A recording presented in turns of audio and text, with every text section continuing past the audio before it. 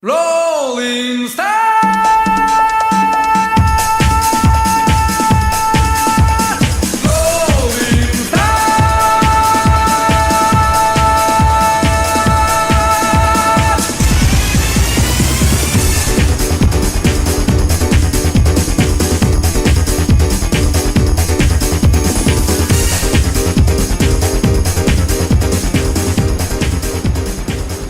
And with that, time for a yippee-ki-yay, because the Samsung Super Speedway Series is back with round 15, the Diehard 500 at Talladega. On the front row for this event, the number 11 of Audiman 2011 and the number 83 of LXMMY. Doing the commentary job for this race, in case you haven't figured, is Rally Morton again.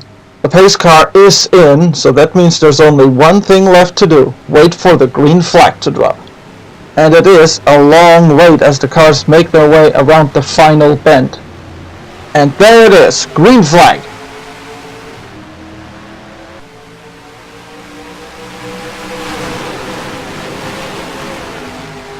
Into turn 1 they go with no significant changes in position. That being said, the 84 of DCR Raikkonen looks to have got the better start of all of them, and is ready to challenge for the lead.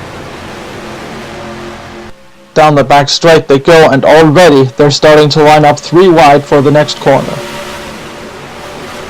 I will still say that I would probably die of boredom within about 5 minutes if I was to hot lap these oval tracks, but the races are very different indeed.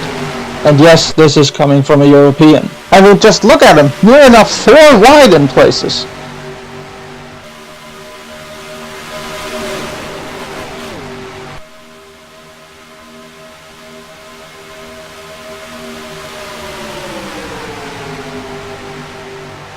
And after the first lap, from out of nowhere, the leading car is the number 19 of Derwinning. Following directly in his slipstream, the number 75 of fellow commentariat Nico Driver HC. Meanwhile, in Outerman land, being stuck on the outside with no one to follow, yeah, that's not so good.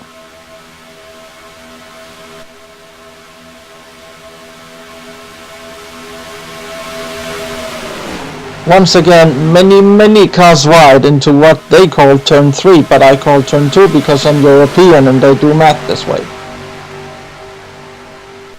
Running order, 19, 9, 17. And you will probably notice, the fuggliest car to have ever attended one of these P-Spec events, the 95, continues to not be bad at oval racing.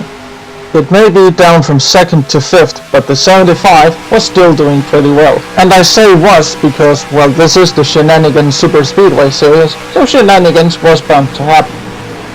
Fortunately, or should I say unfortunately, what appears to be an engine blowout on the 75 doesn't cause a huge crash. I'm disappointing you, Talladega. But alas, the show must go on, as they say. At least until the 00 of Smurfybug decides it also wants to have an engine failure.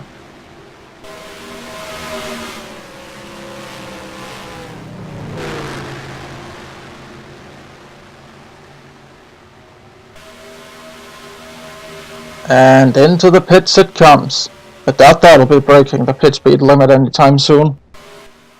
On to the final few laps, and the only 3 cars capable of taking the win here are the number 02, 19, and 16.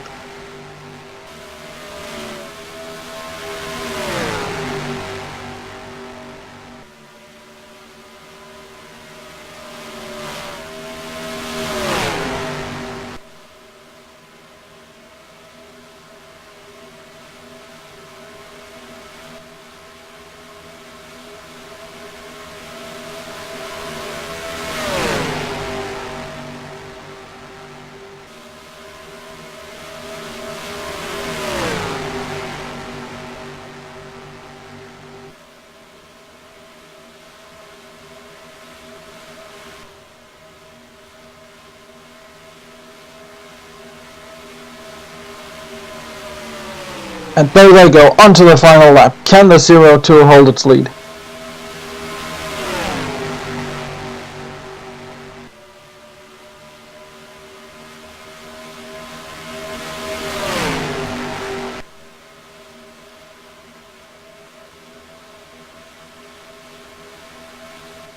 The number 16 dares to make a move up the inside on the back straight. Maybe it works out for them, maybe they've signed their own death sentence. Let's see how it goes through the turn. The science of NASCAR is the number 16 has the shorter route, but the number 19 can carry slightly more corner speed.